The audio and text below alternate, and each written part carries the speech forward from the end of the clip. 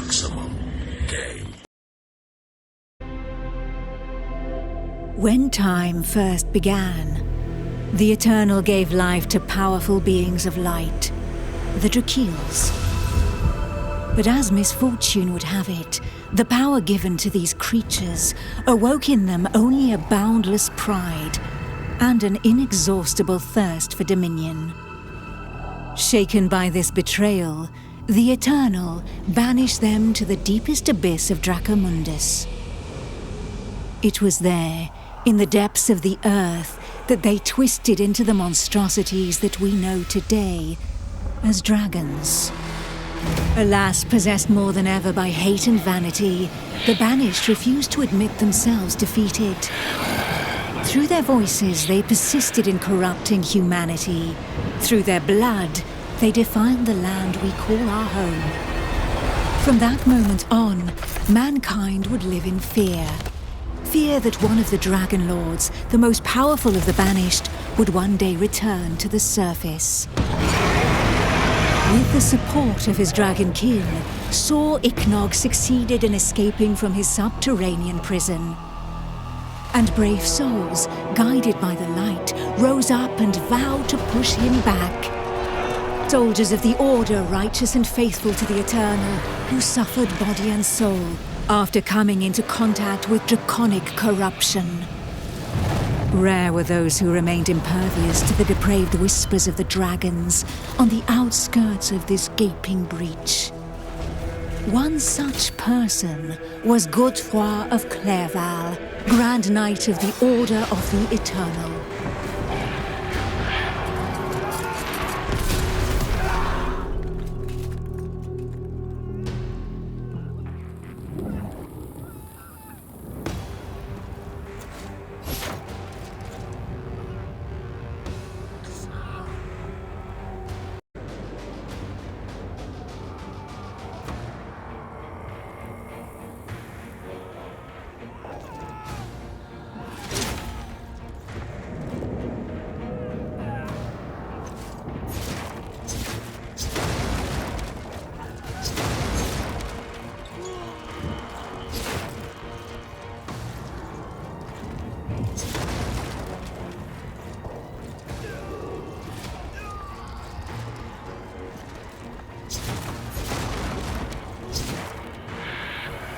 The voice of the Dragon Lord blighted people's spirits and petrified their bodies, instilling terror and madness into those who heard it. Never before had a breach so vast been rent between the two worlds.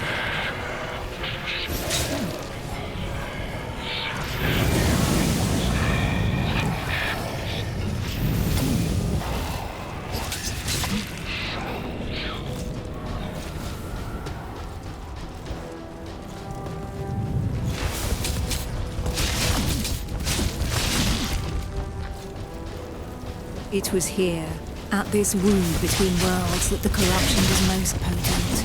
One by one, haunted by the whispers from below, the people succumbed to madness. Draconic blood sullied the earth and corrupted the creatures that trod upon it.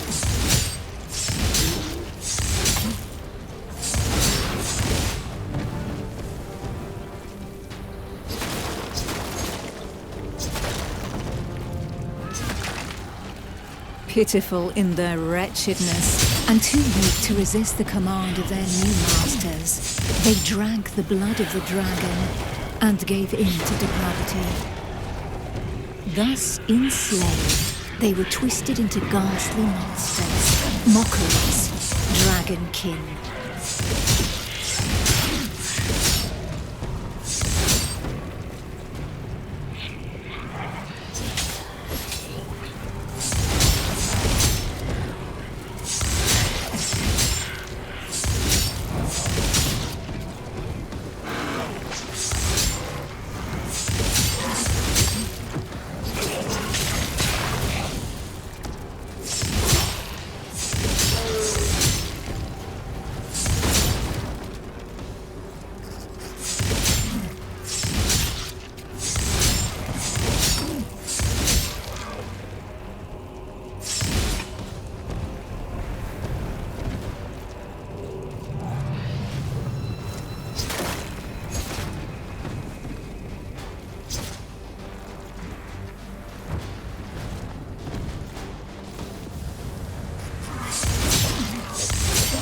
Men, women, children, animals. For as many slaves as there were devoted to their cruel masters, just as many grotesque monsters blindly obeyed any order given to them by their dragon lord.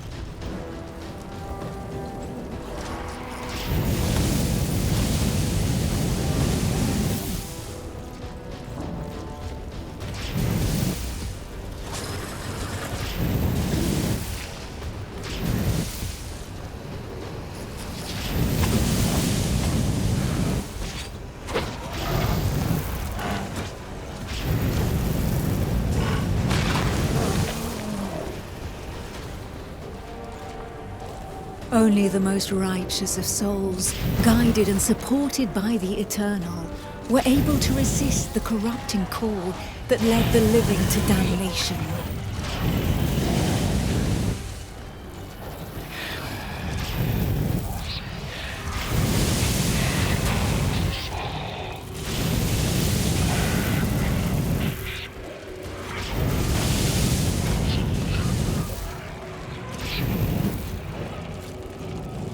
These righteous few bore the feeble flame of man through the darkest shadow, and though it flickered, it would not be extinguished.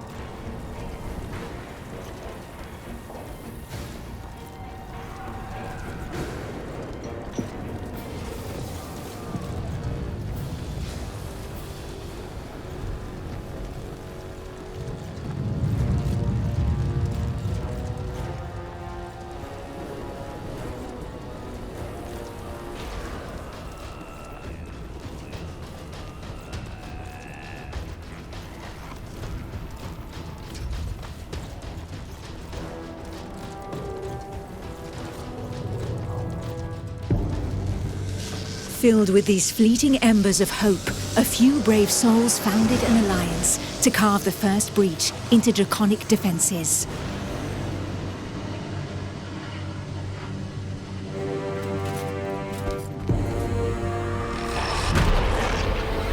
Here, the Dragonkin's power was strong.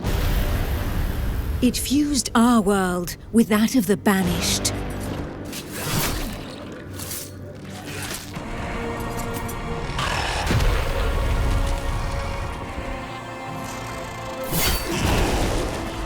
Godefroy of Clairval heroically broke through and shattered their defense barriers.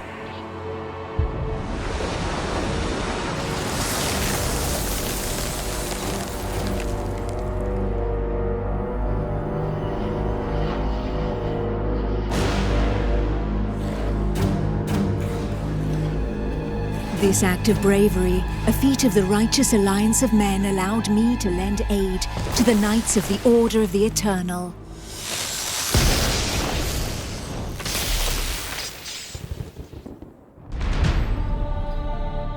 Me, Almantir, Grand Oracle of Pytho Durkan, Dragon Blood, a human altered but not consumed by the draconic blood that flows through my veins. My sisters and I have powers given to us by the dragon, but our souls remain our own.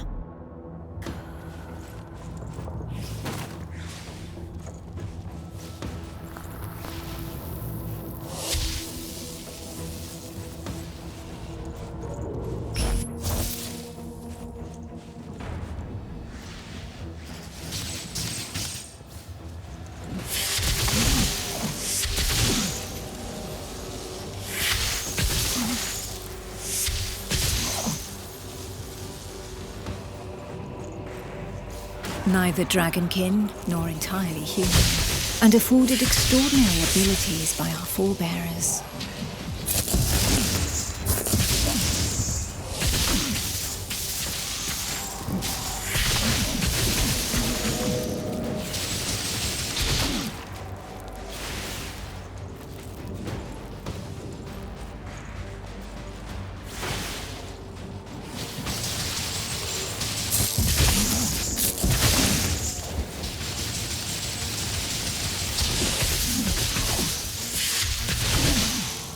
By those who drank the blood of the only banished dragon to have ever repented before the Eternal.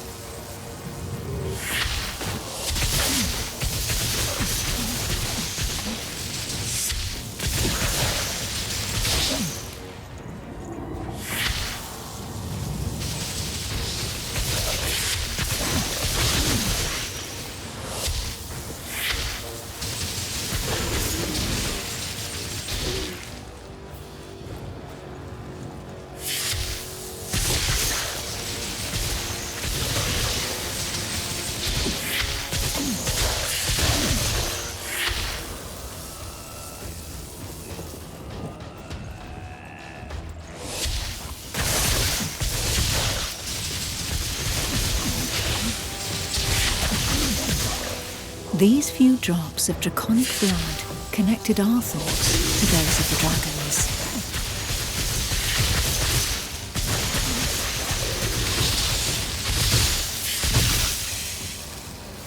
Struck by fleeting visions, we sought glimpses into their deeds and understanding of the feelings that drove them.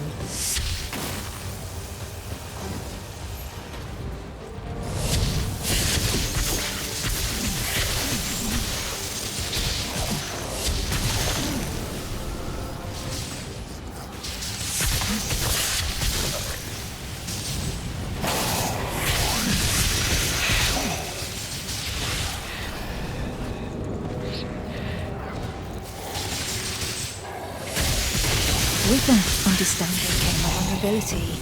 We soon learned that we were at the mercy of the whispers. The voices threatened to consume us, with no hope of salvation.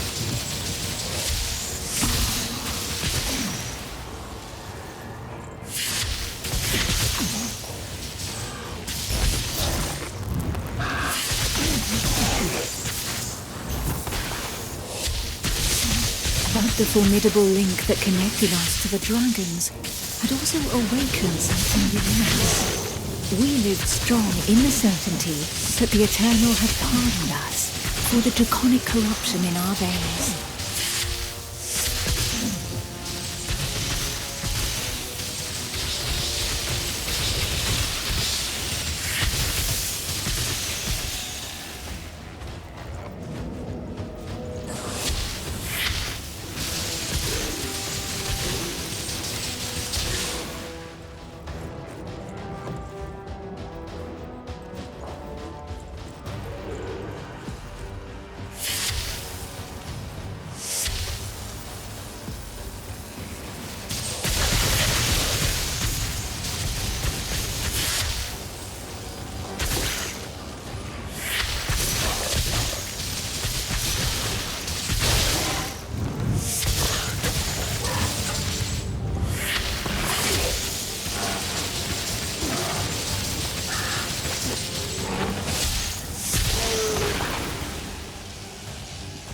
Our civilization fell alongside the blue dragon Dragonkin, forcing us to live amongst men in the city of the Order of the Eternal.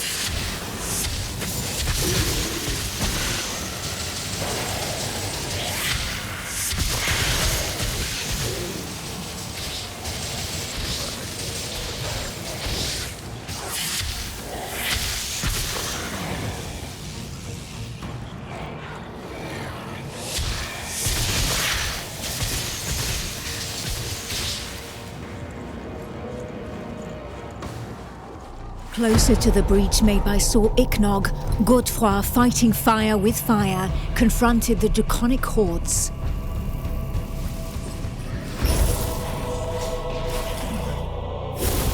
I battled by his side, but my strategy was less direct.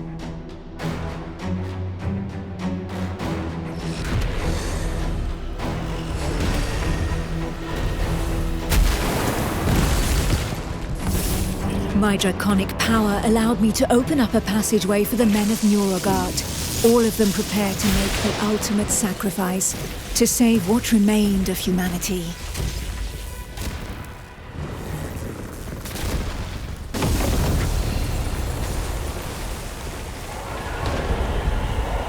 Once this invisible barrier had been breached, they knew that their lives would hang by mere threads. But these warriors from the north cared little for the uncertainties of our plan. A hero's death in the heat of battle with their enemy was the greatest honor that could befall them. Led by the pale dragon blood Harold Truelson, the barbarian fleet had but one objective: to lure the enemy into the open sea and leave the path to the breach vulnerable. If a single vessel reached the coast, then this sacrifice would not have been for naught.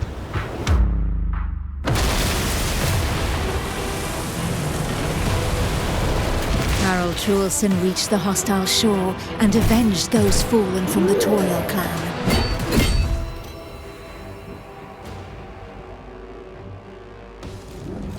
The barbarians of Nurogard feared neither pain nor death, and they welcomed violence as they might an old and familiar friend. Truelson knew this friend better than most. His existence thus far had been one of suffering, of hardening his resolve, and of preparing to endure the worst of torments, without losing the one thing of value every warrior of his clan held dear: his soul. While the Knights of the Order of the Eternal had always been forbidden from making use of dragon's blood, the warriors from the north, staying true to their values, had taken this risk. A select few, highly trained clansmen, risking their lives in the process, had successfully imbibed the pale dragon's blood without succumbing to the corrupting voices. Among them was Truelson. To become a dragon blood barbarian, he paid the ultimate price and cast away a portion of his humanity. In exchange, he received draconic powers that he put to use for the Toriel clan, the Eternal and humanity at large. And even if all others, from Montesky to Muragard, recognized the courage and sacrifice of these brave warriors, there was not one who did not also regard them with sincere disgust. While there could be no doubt of their loyalty to Toriel, defender of the Eternal, their bodies, defiled by the dragon as they were, drove the rest of mankind to reject them. Chaucer, for his part, cared little for his appearance. What did this matter after all, as long as his soul remained intact?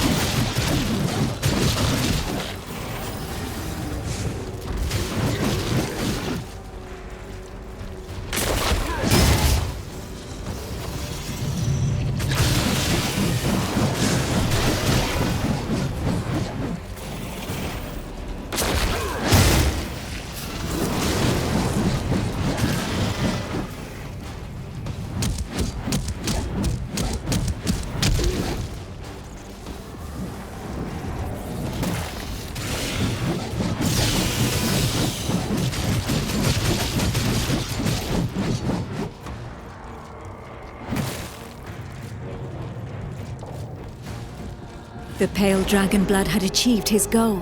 The Alliance's plan, as unlikely as it was to succeed, could run its course.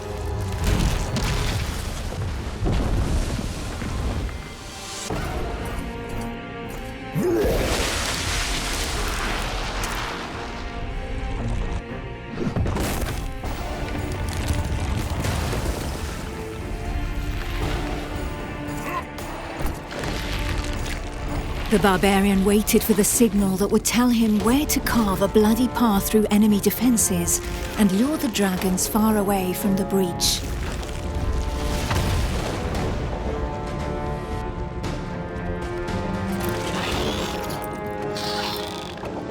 The Kongirati nomads, every bit as proud and as fearless as the warriors from the north, joined the alliance of men to help push back Sor Iknog, the Crimson Dragon. Sitting astride their draconic hybrids, these tracker archers faced the dragons steadfastly and seemingly without fear. Not one would allow the enemy to make easy prey of them. Hides, wings, teeth, blood. For the Kongirati, each draconic monstrosity was not only a threat, but also a quarry from which they could gain valuable resources.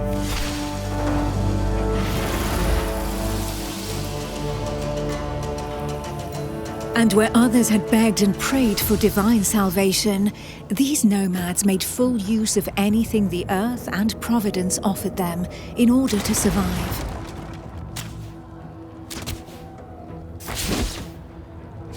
Their master tracker Eula, however, did not see things in such stark shades of black and white. Of all those who made up their number, she was the first to recognize the value of this eternal light.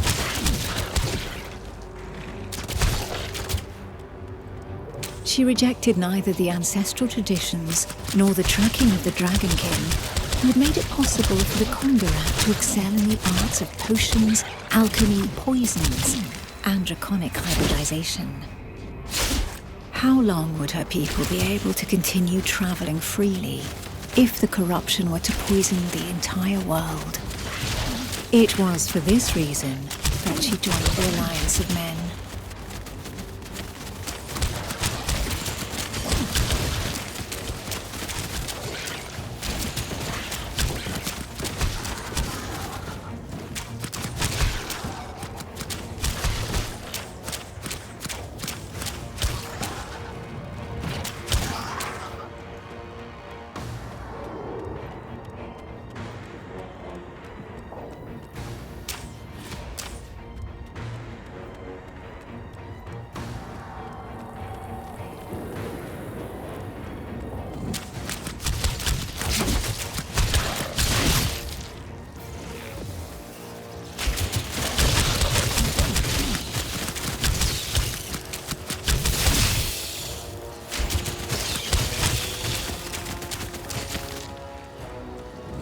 To seal this union, the Order of the Eternal entrusted her with one of their most powerful relics, a single, glimmering scale of light.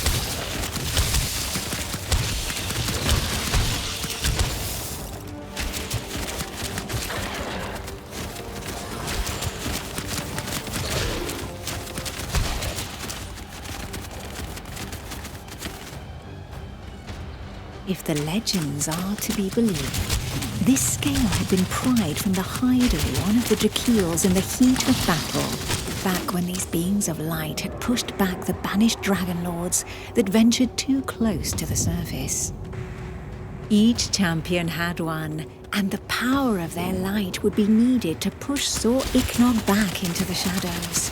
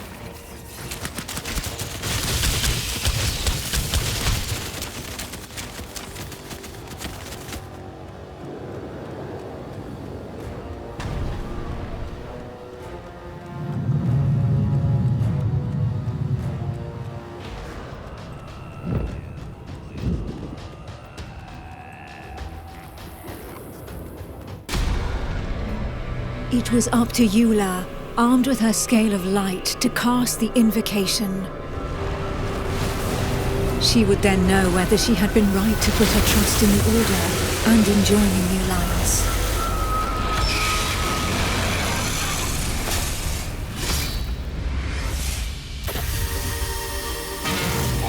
The power of the light was like nothing ever seen before. We heard the Dragon Lord howl into our minds, racked with pain and rage.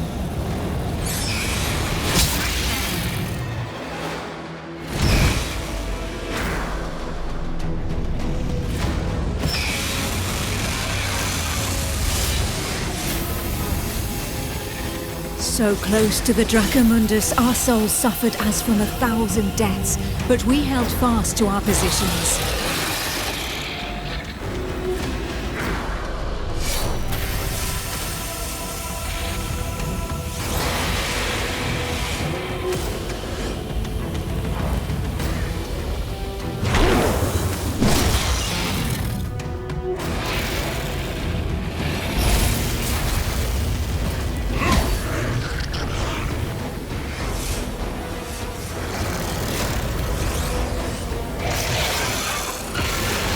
Inch by inch, the divine light pushed the corruption back into the breach. And it was thus that the Banished Lord saw Ichnog disappeared once more into the shadows, where he would suffer eternal retribution.